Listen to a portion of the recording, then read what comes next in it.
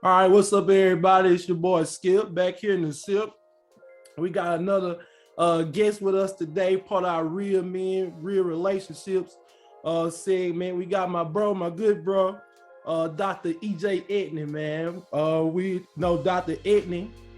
He is the director of the Center for Inclusion and Cross-Cultural Engagement at the University of Mississippi. So he out here doing a real big man, and we'll just let him introduce himself more thoroughly and say what he got to say about himself, man. Go ahead, brother. Yeah, man, really happy to be here. EJ, I'm actually the Assistant Vice Chancellor for Diversity and Inclusion at the University of Mississippi. I'm still serving as director until we can fill that position. But Okay. really happy to be here. More important than that, I think, to this conversation, father of two, husband, fraternity brother of yours. So really looking forward to getting into it. That's what's up. That's what's up, man.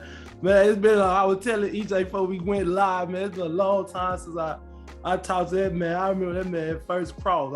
I'm just a couple years older than him, not that many, but man, it's bringing a lot of good memories back. I used to have a lot of fun up there at Ole Miss, man. It's a good place. It's good brothers, good people up in Austin, man. It's a good place.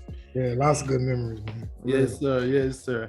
So, EJ, we're going to jump right into it, bro. So, you said you married, you have 2 kids, okay? That's good. So just tell us, when did you get married? A little bit, more depth in that. Yeah. So I got married when I was 23 years old. I'm 32 now. Okay. So, got married 8 years ago. I was getting my master's degree. All right. And, get my master's in higher education, working a couple of jobs because we already had our son, Norris, he's 9. I found out that, we were expecting him while I was getting my master's degree. That really lit a fire under me, made everything feel a little bit more real. Yeah. And, we ended up getting married shortly thereafter. And our daughter came about right after the wedding. And, we've been married ever since and growing and learning together ever since then. All right, EJ. So EJ met his wife in grad school. And so that's interesting. I think sometimes we think we supposed to meet our spouses really early in life. Some of us meet our spouses in like grad school. I didn't meet my spouse until I was well into the work world. So it's not the same for all men. It just depends on where you at in life. And so EJ, when you met her and y'all became an item, how did you know that she was the one for you? Because I know you said that you had a son, before you got married, but in our community, over 60% of kids are born to, single parent households, and it could have easily went into another statistic where that was the case, but you decided that you were married and stay there. So what made you go into that? Yeah, man. I think, well, first of all, when I saw her, I didn't, I don't believe in love at first sight, but I knew I was gonna try. Mm-hmm. I really knew, as soon as I saw her, I knew I was gonna try. Yeah. So it just kind of ended up working out where I was asking questions about her, she was asking questions about me, and one thing led to another in terms of us dating.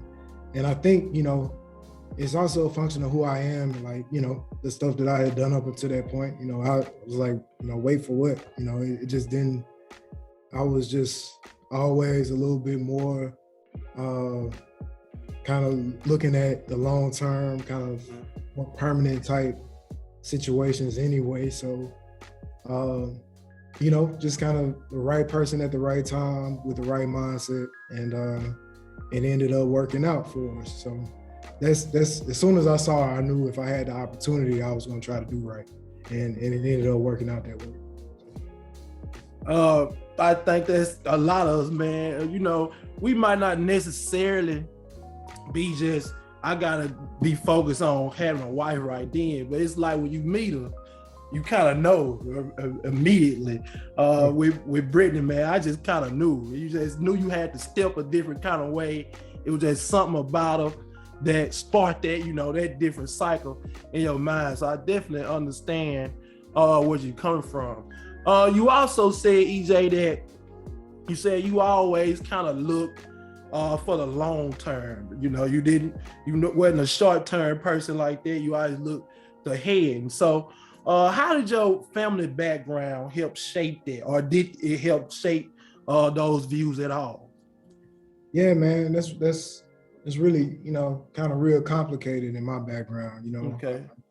My folks, made the decision to split when I was about 13, and that created some, that has its own. That's always going in the background. It kind of it filters through the way you process a whole lot of stuff, and you don't really, you kind of you lose touch with that in the moment all the time, but you can always look back and say, oh, that's why I was tripping about this, or that's why I was tripping about that, or so that's something to do with it. And I'm not trying to claim that I ain't, there was no short-term stuff going on. I just mean by that time I met her my senior year, so by that time it was like most of the short-term stuff was just kind of boring. It just what, I really felt like I'm about to be grown. I'm about to have to like take care of myself, and like it just didn't line up with the same stuff that, it just why complicate it? Like, why make it harder? Why why have to look back and regret it? If it don't work out, why you got to look back and regret it and be like, I shouldn't have did this, or I should have did this different? You know what I mean? So you probably miss it all the time. So But your mindset sound a lot like how I thought. When I was in college, and we all did our short-term thing. We not gonna never say that we wouldn't know that, but it's like when I got out of school, it was like, all right, man, like now I'm in the real world. I gotta live a life past just the short term. Then for me, I didn't move to like the city. I see you still in Oxford yourself. So that kind of pool and that kind of stuff, it just wasn't the same. And I tell a lot of men, eventually you just gonna run out. Some of us, take longer times than others. But eventually, man, I just feel like if you meet the right one, especially, you just gonna get tired of it. It just become lame, especially if you done did it enough, everything like that. So, all right. So EJ, so you married now and everything. So now we're gonna start getting to these harder questions. So would you say that you are 100% open and vulnerable in your marriage? Nah. I mean, when I'm at my best, I filter everything that I try to say through, is it true and is it helpful? And sometimes, like, just because it's true to you and it feels real to you, it might not be helpful in that situation. And I'll admit that, like, I become better and better over time at using that filter. But I think we all fall short of using it sometimes, right? And what happened, like, you just can't take that back, right? You can never, you see what I'm saying? Like, you can go back and not have asked those questions. So I try to, like I said, when I'm at my best, I'm asking myself those questions before I really say something. But then I also try to model what I want, right? So, it's really, really frustrating for me for lots of reasons. I talked about that family background and, just the way that I process that, and maybe I don't know all the context, don't want all the context, you know what I mean? But I do know that, while it's a very common thing where men say that they'll ask their wife what's wrong and she'll say nothing, I'm fine, that's very common. But for me, I can tie it right back to, well, this is what happens when people say that they're fine for years and years and years and don't learn how to talk about it and don't give each other the chance to change, what they're doing. You see what I mean? And so I'm always thinking that. And, there's a difference in how her background is, like, her folks is very long-term, right? Never any of those types of situations. So for her, me going there, she doesn't realize that, like, oh no, I'm willing to do anything to avoid that. Yeah. With you, because I want you.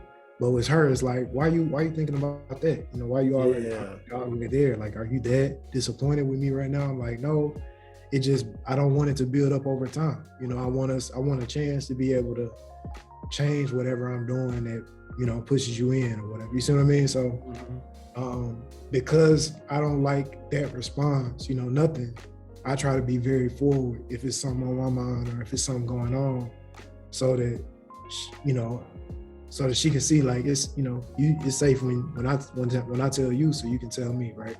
So, but yeah, not all the time. Sometimes it's just not helpful. Sometimes it's, you know, just not something that can be discussed or fixed, you know? Yeah, I think most men have problems because when men talk to men, we have an issue with men. We can kind of say it however it needs to be said. You know, we always know it's a line you don't cross with men because it's physical confrontation can happen from that. But we very direct in speaking our mind, and we might not mean, we don't want physical confrontation. We don't want no confrontation. I just need you to know exactly what's on our mind. But you know, women process things different from men, and that's where we have to understand as men, you know, sometimes we have to just fix it up and learn how to deliver it in a way that's palatable to that young lady or to that person.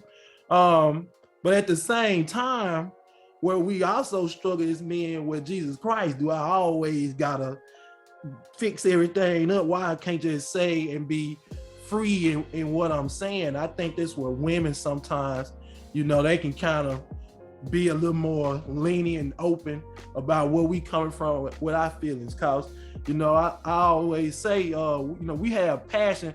People like to say sometimes I'm loud. Even in the classroom, they say, you teach loud, Coach McCray. Well, I'm very passionate about what I'm saying. And sometimes that passion from men can be taken as, well, you finna be violent or you finna go this way. And no, I'm not that kind of person. I'm not a violent person. I'm not trying to be that way. Yeah. I hate that it always got to be took like that. So, you know, it just sometimes it needs to be a balanced mix when it comes to that, because we don't mean no harm, women. We really don't. We just used to saying exactly what's on our mind, exactly how we feel it, without a filter sometimes. Yeah, but you know, in all fairness, you know, for me, you know, I had to give my wife that pass to say, like, hey, you raising your voice or whatever. And like, you know, I think that's like all men need to have that switch, right? Like, yes. But at the same time, like, those boundaries need to be respected. Like, 100%, right? So if walking off is what's needed, then allow the person to walk off, right? Don't question, you know, that decision, right? And it's reciprocal, right? Because both folks, you know, deserve the same level of respect no matter what, And so, yeah, absolutely, I have that passion, because it's, like I said, I'm thinking about what happens if we don't fix this? Like, why won't you talk to me? We gotta fix this. Like, we have to, because you might be able to get over it right now, but I don't want to just trust you to get over it. Like, I want to be part of fixing it too, you know, and please let me, but it, you know, that's what you're saying, but it can come off, you see what I'm saying, in a different way. So, you know, just trying to be mindful of that. You learn it, like I said, more and more over time. It's really important to try your best not to make the same mistakes over and over again. You know, that's one of the ones that it's really important to remember, but, you know, learn and grow and become better together. So. Yeah. All right. So how do you model healthy relationships for your son? Yeah. So, you know, first, you know, trying to have one with him, one that's unique, you know, that's different from my relationship with my daughter, that's different from my relationship with my wife, you know, that's different than my relationship with my dad, you know, that might be, it's our relationship, right? Trying to be sure that I'm one of his favorite people. And just kind of wanting him to be, you always like, there's this kind of thing where, it's always like a son wants his father to be proud, but like I want my son to be proud that I'm his father, right? Mm-hmm. So I try to be that type of guy. That's really, really important to focus on.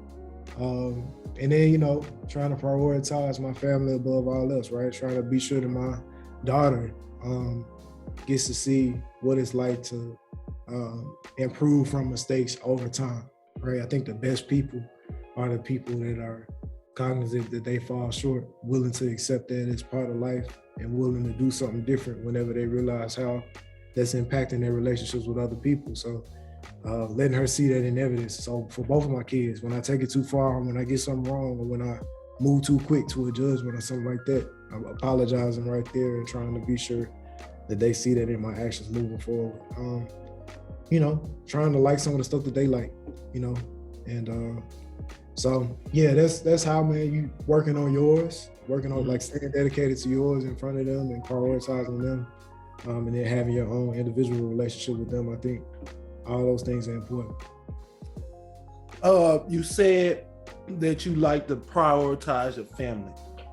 Right now, I kind of talked to you offline about the book we was reading, The Will to Change. Mm-hmm. And in that book, it's a chapter titled Work. And so it talked about how men, because of our, in society, our worthiness is tied to our ability to provide financially. And so we throw ourselves in work and just work and work and work. And we forget to make relationships with our family. We forget that our family should be our priority until it's way too late. And they talked about how, these men worked and worked and worked, and then they realized when they were 65 years old and they might have cancer and die in 2 or 3 years. And now they basically wasted their life trying to fulfill that. And it's very important that we don't jump out that cliff. I was thinking about coronavirus, and coronavirus really, with if you was a professional job, there's a good chance that you was home for a big chunk of that time. And man, the insight that I had on how like work takes so much time from our self-development and the things that we need to do at home and for our families and our relationships. And I just think that, for people, it's going to really change how people view work. We see our people not just running back to jobs that's not paying very well, and they're not just trying to work and get a soul to jobs. And so all these companies, we need people, and they having to change their policies and procedures to kind of match people where they at now. So I just think that's very important that you said that. Mm-hmm. I want to be fair to that, because like I said, this is out there, and I want it to be as 100% true as it can be, right? That's one of my fears, as having excelled as quickly as I have, kind of professionally. Like I don't want to be on a pedestal that's not completely accurate. So to that point, like it took a lot. it took a whole lot, and I haven't always done the best. Like I carry a lot of guilt for how much time it took, but I'm glad that like it wasn't like I'm not gonna say I made it. I still have other goals. Mm-hmm. Like I'm at a place where my 8 to 5 can be my 8 to 5, and I can really just go home and just I have just gotten to a place where I've learned how to delegate. I've learned how to share responsibility across different folks, but it wasn't just like overnight. Like it took a long time for me to kind of knock out some goals and feel like I actually achieved some things, and because I was tying my worth to what I could bring home, right? And just kind of chasing that next opportunity and that next opportunity until I got where I am now. So. Hey man, it's the best of us. I'm nowhere near where I would like to be in my career, but I'm slowly getting there. And it's just, even with seeing the things that I have to do now, I just really learned that you have to find a way to prioritize the people that you love and build those relationships with them and stuff. Because all this stuff can end, just like I just said, it can end in an instant, it can end in a heartbeat. And so you don't want to be out there and you got all the riches in the world, but you have no kind of real connection. And we see that all the time, and with the celebrities and stuff like that, man, they have everything in the world, but they still like they seeking out something that they can't never fulfill.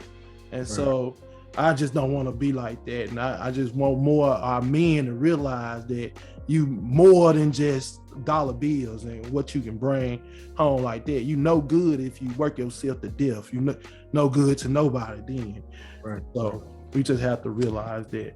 Let me pivot a little bit, counter toward your job. Now on the website, I didn't know you had a new title. Congratulations to you, by the way, brother. I just saw that what was on there.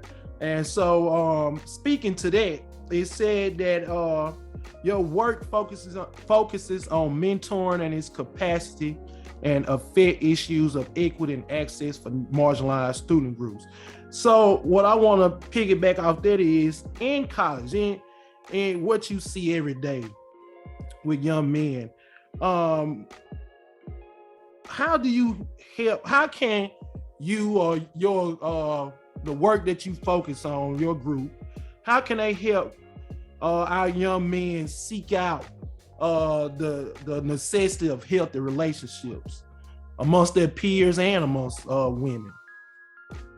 Yeah, man, I think it's, well, the first and foremost, the way to create any type of change or learning is always going to be through relationship first. So where our office focuses, mostly on creating those environments, those opportunities for us to form deep, long-lasting relationships with students. Mm-hmm. And it's only through those relationships that you can really do the deep kind of challenging work that it takes to kind of change those societal perceptions, those expectations that you might have of yourself. Because I think that's the kind of work that it takes in order to really have those healthy relationships. And I don't want to sit up here and talk like some guru, like so deeply ingrained that even somebody that's aware of them, that can see them operating in people's relationships. For instance, the things that drive us to promiscuity and to, kind of what are you trying to get away from, or all these different things that we kind of buy into. Dominance in relationships, not really knowing how to listen, listening to respond instead of actually actively listening, right? Mm-hmm. You can cultivate all those skills through focusing on building healthy relationships with the young men that you interact with, right? And so we do that through lots of different programs. And then people appreciate when you invest into them, in the ways that end up mattering to them. And so it might not always be in service to them being better people in relationships, but it's in service to them being better people, them being more employable, them having skills that we think are essential and transferable. Mm-hmm. So I believe that the person who is, I believe that the same things that made me a better administrator to my staff mm-hmm. have made me a better husband. And because I'm blessed with the ability to be able to see that linkage, right? Mm-hmm. If the barrier was not listening completely, right, not prioritizing things in a way that gives people the right opportunity to give their input, then I can apply that in my relationship too, and I'm better for it all the way around, right? And so I might not explain that 100% for every program that we are encouraging them to attend or every service that we put together, but that's how I think about it. Well, that makes plenty of sense, EJ. If I'm a better person, then that would translate into my relationship, translate to all aspects of my life. And so the programs that y'all do, the work that your office does do, it does make these young men better men. And we can kind of push that on into the fraternities too. In the fraternities, it's a lifestyle in the fraternity that now that we out the undergrad life, we see can probably be problematic to how it shapes young men's minds. And it's gonna take people like you that's working on the collegiate level, that works closely with the fraternities and other groups that mold young men and feature young men to change that kind of mindset, because it's changing mindset at the very foundational level, because we just brought up that men have to be a certain way. Men have to be, like you said, dominating their relationship. They have to be the number one financial provider and kill yourself, to provide, and all this kind of stuff. And it won't change until we start changing people at the fundamental level. And it's more people that, against that than it is. So it's just gonna take a lot of work. Yeah, I mean, and it's tied to a lot of different things, man. It's tied to the system. Like I didn't, man, I had to keep my head down and work. You had to, things cost a certain amount. That's and right. The stakes were high. But I didn't realize that, like, okay, the stakes are high, you letting it stress you out, and you're grumpy when you get home. Mm-hmm. And you don't see the connection until you get to a certain level. And you're like, oh, okay, well, you're grumpy when you get home, you're not developing your communication skills well. And that's the same thing that's going to prove to all these folks who are judging your character that you're going to be a good listener as an administrator. The same thing that you say you're working for, right? So, and all of those things are connected, right? You're grumpy when you get home because you let the stress wear you out for the day, and so you don't work out. Mm-hmm. But your workout would have relieved your stress. Mm-hmm. You see what I'm saying? And then you wouldn't have been like that. You see what I'm saying? So it's all connected. You got to see how it all intertwines. And discipline is kind of that core thing that kind of keeps everything together. You have to create time for yourself, time for your mind, time for to create peace and the opportunity for peace that comes through planning and discipline. That's what's up. Yes, sir. All right, bro. I got one last question for you. If you could make women understand one thing about men, what would that one thing be?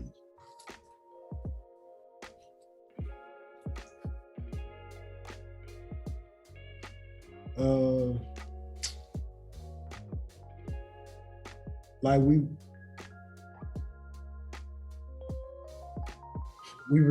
we really do want to make you happy. You see what I'm saying? Like this. Yeah, that's it. We do. We really do. We really do. It's like, so I really do want to understand. Like, I'm not trying to. I wouldn't do anything to try to make it more difficult to be understood. I really do. Like, I really can do. Like, if all the things that you are expected to do or the expectations you have of yourself are too heavy, I really can carry more of this. You see what I'm saying? Like, really do, kind of tie our utility to your happiness and your experience of life. And, as we get older, I think, and, as we kind of, I don't know, you kind of confront mortality for lots of different reasons. Friends pass away. Yep. Parents go through illnesses or go through, experiences, and you see that everything can just, switch. It's like, you don't got time for that. You don't have time for anything other than to let me make it easier for you. You made it easier for me. And so that really does motivate everything. If you can have what you need, I'm good.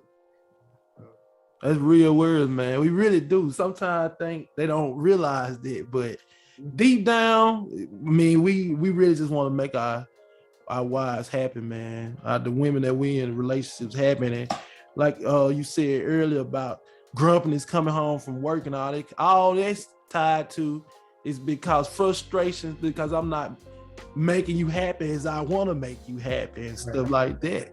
Right. So it goes to that, man. We like putting our women on a pedestal. We exalt that make us feel good about ourselves. So we really do. But it's just all this stuff that's out there on social media and stuff, man. That's why I want to talk to men that's really in it, men that's gonna tell the truth, and men, not with all the entertainment value and just the real, man. Yeah. We need to get the real out there more and more. But brother EJ, Dr. Edney, we thank you for coming, spending a little time with us. We greatly appreciate your thoughts, man. And any way we can help you and your goals and missions, man, please let us know. You want to give anybody a shout out, anything, a shout out, right quick? No, man. I do want to just circle back to that fraternity question that you brought up. I just realized my response, I kind of blew past that part. But yeah, certainly you learn that kind of the connection, dedication to others, kind of thinking about and prioritizing those things and what it means, like what happens if you don't hold up your end, if you don't, kind of have your responsibilities in place. Yeah, you can tie that back to what we learned there. But yeah, it won't just be people like me. Responsibility for us to be able to kind of sustain these organizations and make sure that they stay. My chapter is currently under suspension and hoping to come back soon. But it's gonna take, I think, everybody, kind of seeing other opportunities to kind of change things, and it's gonna be a really uphill battle. So whoever figures that out is gonna be in really good shape. So yeah, like that's all I got, man. I appreciate the opportunity to really talk about this. What you're doing is really important. I appreciate the opportunity to get connected with people who might want to get connected to my work, and let me know if I can do anything for you too. Yes, sir. All right, brother. Well, we're gonna end this, everybody. Appreciate you coming out as always. One love.